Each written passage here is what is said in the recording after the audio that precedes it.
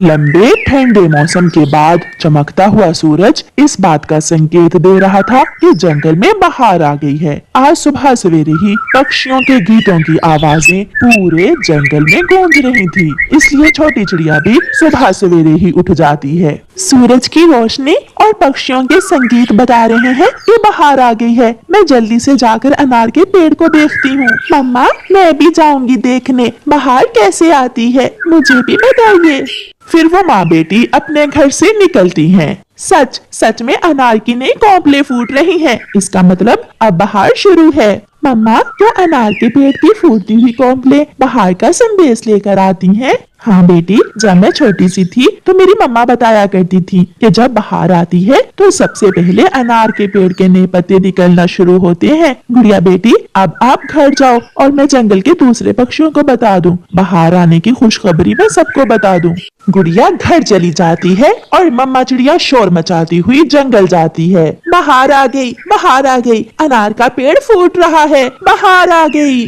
चिड़िया, बहार आ गई, क्या अब हम फिर से लौटकर अपने जंगल वापस जाएंगे? चिड़िया रुकती है। हाँ मिठू, सब तैयारी करो, अपने जंगल वापस जाने की तैयारी करो, बहार आ गई है। चिड़िया आगे बढ़ती है। सब तैयारी कर लो, वापस जाने की तैयारी कर लो, बहार आ गई है। बरगद के बड़े पेड़ पर सब पक्षी इकट्ठे हो जाते हैं। चिड़िया, मैंने तो कल ही देख लिया था कि बहार आ गई है। कल सुबह हम सब अपने जंगल वापस चले जाएंगे। दुखों के दिन खत्म हुए, अब हम अपने जंगल वापस जाएंगे। दोस्तों, मैंने और गौरी ने एक सलाह की है, अगर आप सबको पसंद आए तो। बताओ बताओ कौवे, क्या सलाह की है? मैं बताती हूँ। इस बार हम दूसरे जंगल की यात्रा उड़कर नहीं बल्कि बस में बैठकर करेंगे। मैंने और कालू ने चाची चील से बात कर ली है, हम कल सुबह सवेरे ही चाची चील को ले आएंगे। बस का सफर? फिर तो बहुत मजा आएगा, बहुत एंजॉय करेंगे सब। बस का किराया कितना होगा? केवल 20 दाने चावल के। फिर तो बहुत अच्छा है, 20 दाने चावल देकर हम उड़े बिना अपने जंगल वापस पहुंच जाएंगे। चिड़िया खामोश थी। कालू कौवा चिड़िया से पूछता है, चिड़िया, सबसे ज्यादा बहार के आने का शोर तुम मचा रही थी और अब चुप हो, क्या बात है?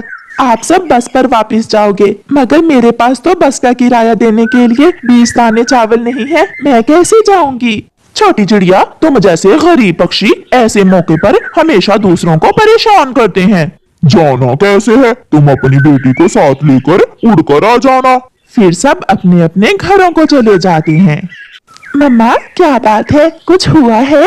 गुड़िया बेटी, सब पक्षी चील चाची की बस पर पुराने जंगल वापस जा रहे हैं, मगर हमारे पास बस का किराया देने के लिए 20 दाने चावल नहीं है। मम्मा, आप चिंता न करें, अगर हमारे पास बस का किराया नहीं है तो हम उड़कर चली जाएंगी। अगर ये सफर सबके साथ होता तो कितना अच्छा लगता, रास्ते में बातें करते जाते। मम्मा, अगर आपके दोस्तों को इस बात का दुख नहीं है तो फिर हमें क्यों? दूसरे दिन सुबह सवेरे ही कौवा और कौवी उठते हैं और जल्दी से चाची चील के पास जाते हैं। चाची चील अपनी बस के पास ही घोंसले में सो रही थी।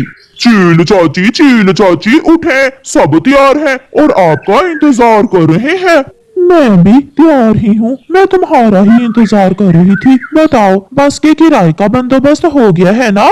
सबके पास किराया है, एक चिड़िया के पास कुछ नहीं था, वो उड़कर आ जाएगी। चील चाची, उसे छोड़ें आप, बस आप जल्दी से बस स्टार्ट करें और चले हमारे साथ। फिर चील चाची बस स्टार्ट करती है। कौवा और कौवी भी बस में बैठ जाते हैं। बरगद के पेड़ पर सब बैठे हुए थे। जैसे ही बस वहाँ रुकती है, सब पक्षी बस में बैठ जाते हैं। चिड़िया नहीं आई? मोटी चोंच वाले तोते, क्या दिमाग भी मोटा है तुम्हारा? कल उसने बताया तो था कि उसके पास किराया नहीं है, फिर कैसे जाएगी वो बस में? अगर हम सब एक एक दाना भी दें तो हम उसे साथ लेकर जा सकते हैं। कोई जरूरत नहीं है ऐसे गरीब पक्षियों की मदद करने की। चील चाची चले, गिनती कर लें, सब पूरे हैं? सब पूरे हैं, आप चले। चिड़िया भी अपनी बेटी के साथ आ जाती है। रुके रुके, मुझे भी ले जाएं, मेरी बेटी थक जाएगी, मैं आपका क्या लूंगी, मैं अपनी बेटी के साथ एक कोने में बैठ जाऊंगी। ना बाबा ना, ऐसा नहीं होगा, हम किराया देकर जाएं और तुम फ्री में जाओ, ये नहीं हो सकता। गौरी, मैं और मेरी बेटी बस की छत पर बैठ जाती हैं, प्लीज हमें भी साथ ले जाओ। मगर चील चाची अपनी बस स्टार्ट करती है और आगे बढ़ती है। चिड़िया अपने दोस्तों को जाता हुआ देख रही थी। मम्मा, आप सामान उठाएं और चलें, यहाँ बैठने का कोई फायदा नहीं है। ये बैग किसका है? मेरा है, ये मेरा बैग है। मोटी चोंच वाले, इसे अपने पास रखो, यहाँ मैं अपना सामान रखूंगी। तोता अपना बैग उठाकर अपने पास रख लेता है। चाची चील, इसे थोड़ा तेज चलाओ, कैसी पुरानी बस लग रही है। चील चाची रेस बढ़ाती है और बस को तेज कर देती है। मम्मा चिड़िया और गुड़िया बहुत पीछे रह जाती हैं। तेज उड़ने के कारण वो बहुत थक जाती हैं और एक पेड़ पर बैठ जाती हैं। गुड़िया, गुड़िया बेटी, मुझसे और तेज नहीं उड़ होता। थोड़ा आराम करने के बाद हम फिर से उड़ेंगे। गुड़िया थकी तो नहीं थी, मगर वो भी अपनी मम्मा के साथ बैठ जाती है।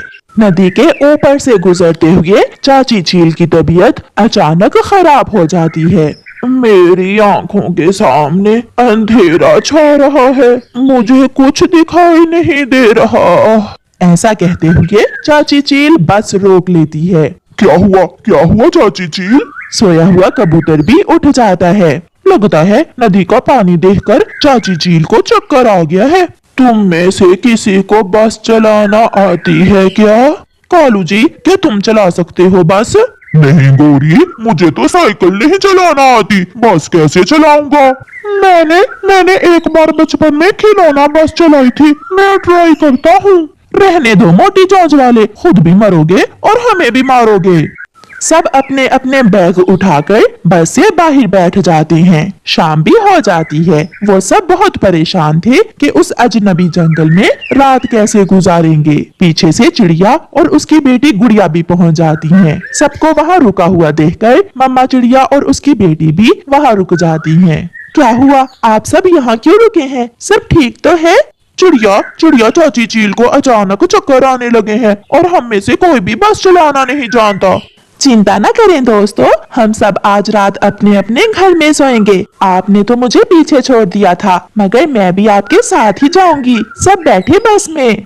खुशी खुशी सब बस में बैठ जाते हैं और चिड़िया तो बस को ऐसे चला रही थी जैसे हवाई जहाज हो। बस तेजी से आगे बढ़ती है। याहू! अब आया मजा। चील चाची बस ऐसे चलाते हैं। थोड़ी ही देर में वो सब अपने जंगल में पहुंच जाते हैं। प्यारे दोस्तों, अपने दोस्तों को मुश्किल समय में कभी अकेला ना छोड़ें। और प्यारे दोस्तों, इस कहानी को लाइक, अपने दोस्तों के साथ शेयर और चैनल को सब्सक्राइब करना बिल्कुल मत भूलना। आपका धन्यवाद। चिड़िया का बेटा कुकू नदी पर बैठा हुआ था कि वहाँ कौवे का बेटा जग्गू कौवा आ जाता है। ये नदी मेरे घर के पास है, इसलिए ये नदी मेरी है, तुम जाओ यहाँ से। मम्मा कहती है ये जंगल सबका साझा है, फिर मैं क्यों जाऊँ यहाँ से? तू ऐसे नहीं समझेगा, मैं अभी अपनी मम्मा को बुला कर लाता हूँ, वो पूछेगी तुझे। जग्गू कौवा भागकर अपने घर जाता है और अपनी मम्मा से कहता है, मम्मा वो चिड़िया का बेटा कुकू है ना, नदी पर पानी पी रहा था, मैं गया तो उसने मुझे पानी नहीं पीने दिया और मुझे गंदी गंदी गालियाँ भी देता है। जग्गू अपनी मम्मा से ऐसे झूठ बोलता है। उस कमजोर चिड़िया के बेटे की इतनी हिम्मत है कि मेरे बेटे को ऐसे कहे। मम्मा आप उसे मारे, वो नदी पर बैठा हुआ है। गोरी कौवी जग्गू को साथ लेकर नदी की तरफ जाती है। कुकू बेटा, आप यहाँ बैठे हो और मैं आपको घर में ढूंढ रही थी। मम्मा, मैं अपनी दोस्त सुनीता तितली से बातें कर रहा था। आंटी, हम यहाँ बैठे हुए थे कि एक छोटे कौवे ने आकर कुकू से लड़ाई शुरू कर दी। गोरी कौवी भी गुस्से में वहाँ आ जाती है। बदसूरत बुरे चिड़िया के बच्चे, तुझे तो मैं देखती हूँ। ऐसे कहते हुए गोरी कुकू को मारने के लिए आगे बढ़ती है, मगर कुकू की मम्मा रानो चिड़िया कुकू के सामने अपने पंख फैलाए आ जाती है। गोरी रुको, क्यों मेरे बेटे को मारने जा रही हो? मेरे बेटे ने तेरा क्या बिगाड़ा है? दूर हो जाओ चिड़िया, मैं छोड़ूंगी नहीं इसे। तुम पंख तो लगाओ मेरे कुकू को, मैं तुम्हारे पंख काट दूंगी। चिड़िया थी तो कमजोर, मगर अपने बेटे की खातिर वो गोरी कौवी तो क्या पूरे जंगल से लड़ सकती थी। गोरी चिड़िया पर हमला करती है और चिड़िया भी आगे से खुद को बचाती है। दोनों में लड़ाई होती है। अगर गोरी दो लगाती तो चिड़िया भी कम न थी, वो भी आज पूरा मुकाबला कर रही थी। मैं देख लूंगी। मैं तुम दोनों माँ बेटे को देख लूंगी। तड़पा तड़पा कर मारूंगी मैं तुम दोनों को। गौरी अपने जग्गू को लेकर वहां से चली जाती है। चिड़िया भी अपने बेटे को घर ले जाती है। मम्मा सॉरी, ये सब मेरी वजह से हुआ, मगर सच मैंने तो जग्गू को कुछ भी नहीं कहा था। मुझे सब मालूम है बेटा, मैंने सारी जिंदगी इन कौवों से डर डर कर गुजार दी, मगर मैं इन्हें अपने बेटे के पास भी नहीं आने दूंगी। कुकू बहुत डरा हुआ था। वो अपनी माँ के साथ लिपट कर सो जाता है। अगर मैं वहाँ होता तो मैं उन दोनों माँ बेटे को जान से मार देता। मारना तो है कालू, मारना तो है उन्हें। अब मैं छोड़ूंगी नहीं उन्हें। वो मरेगी। वो चिड़िया और उसका बेटा मेरे हाथों से मरेंगे। दूसरे दिन कालू कौवा जंगल से जा रहा था कि वो देखता है कि एक जगह शिकारी दाना बिखेर रहा है। शिकारी भी है, दाना भी, और शिकारी के पास बंदूक भी। इसका मतलब चिड़िया को मारने का प्लान तैयार है। दुष्ट कालू कौवा चिड़िया के पास जाता है। चिड़िया बहन, कल जो गौरी ने कहा, मैं तुमसे उसकी माफी मांगता हूँ। मैं बहुत शर्मिंदा हूँ तुमसे। कालू कौवा ऐसे नाटक करता है। कौवे भैया, मेरा कुकू तो नदी पर बैठा अपनी दोस्त तितली से बातें कर रहा था कि उन माँ बेटे ने आकर लड़ाई शुरू कर दी। मैं अपने बेटे को पिटता कैसे देख सकती थी। छोड़ो इन बातों को। अच्छा तुम ऐसा करो, बेरी के पेड़ के पास दाना है, मैं भी वहाँ से ही दाना लेकर आया हूँ। तुम भी जाकर वहाँ से दाना ले आओ। आपका बहुत बहुत धन्यवाद कालू भैया, मैं भी अभी दाना लेने ही जा रही थी। फिर कालू कौवा धोखे से चिड़िया को शिकारी के लगाए हुए जाल की तरफ भेज देता है। अब चिड़िया को लगेगी गोली, और वो भी बंदूक की। कालू भी छुप छुप कर पीछे जाता है। कुछ सोचे बिना चिड़िया बेरी के पेड़ के पास जाती है और वहाँ जाकर दाने लेने लगती है। झाड़ियों में छुपा हुआ शिकारी निशाना सीधा करता है। एक ठाक की आवाज आती है और गोली मम्मा चिड़िया का सीना चीरते हुए निकल जाती है। मम्मा चिड़िया दूसरी सांस भी नहीं लेती और मर जाती है। एक बार तो कालू भी डर जाता है, मगर उसके इंतकाम की आग उसे फिर से खुश कर देती है। मर गई, मर गई, मेरी और मेरी पत्नी की दुश्मन मर गई। कालू घर जाता है। सांप भी मार दिया और लाठी भी नहीं टूटने दी। मैंने चिड़िया को शिकारी के हाथों से मरवा दिया है गौरी। तो जो थोड़ी देर पहले आवाज आई थी वो चिड़िया को गोली लगने की थी। हाँ, मर गई छोटी चिड़िया, और अब उसका बेटा मरेगा भूख से। मैं देखता हूँ कौन सहयोग देता है उसे। कुकू, कुकू बेटा, आपकी मम्मा को शिकारी ने मार दिया है। ये सुनकर छोटे कुकू का दिल फट जाता है। उस छोटी सी जान पर ये खबर कहर बनकर टूटती है। माँ, तोते अंकल, कहाँ है मेरी माँ? शिकारी मारकर उसे साथ ले गया है। कुकू बहुत रोता है, वो बहुत रोता है, मगर अब उसकी मम्मा कब लौट कर आने वाली थी। वो सारी रात रोता है और अपनी मम्मा को याद करता रहता है। कोई भी उसका दुख बांटने नहीं आता। सुबह हो जाती है और वो उस जगह जाता है जहाँ वो सुबह सवेरे हर रोज अपनी माँ के साथ आया करता था। माँ, माँ, प्लीज एक बार मुझे आकर मिल जाओ। मम्मा, आप मुझे बहुत याद आ रही है। मम्मा, मुझसे आखिरी बात तो कर लो।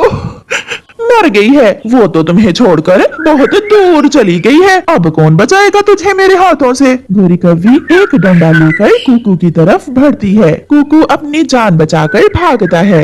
अंकल, अंकल तोते, वो कौवी मेरे पीछे लगी है। प्लीज, प्लीज मुझे बचा ले। मैं उस जालिम कौवे से लड़ाई नहीं कर सकता। वो बहुत ताकतवर कौवे हैं, वो मुझे नहीं छोड़ेंगे। कहाँ गया? वो कहाँ गया है? उधर तोते के घर की तरफ गया है वो। कालू भी आ जाता है और वो दोनों पति पत्नी इंतकाम की आग में जलते हुए छोटे कुकू के पीछे जाते हैं। अंकल, अंकल कबूतर, प्लीज दरवाजा खोलें। कबाड़ कभी मेरी जान के दुश्मन बने हुए हैं। अंकल कबूतर। मगर कबूतर भी दरवाजा नहीं खोलता। कौवे और कौवी को अपनी तरफ आते हुए देखकर कुकू फिर से भागता है। वो पहाड़ों की तरफ चला जाता है। मौसी, मौसी चील, मुझे बचा ले, मेरी माँ नहीं है, वो कौवे मुझे मार देंगे, वो कौवे मुझे मार देंगे, मुझे बचा ले। कल तुम्हारी ही माँ को शिकारी ने मारा है ना?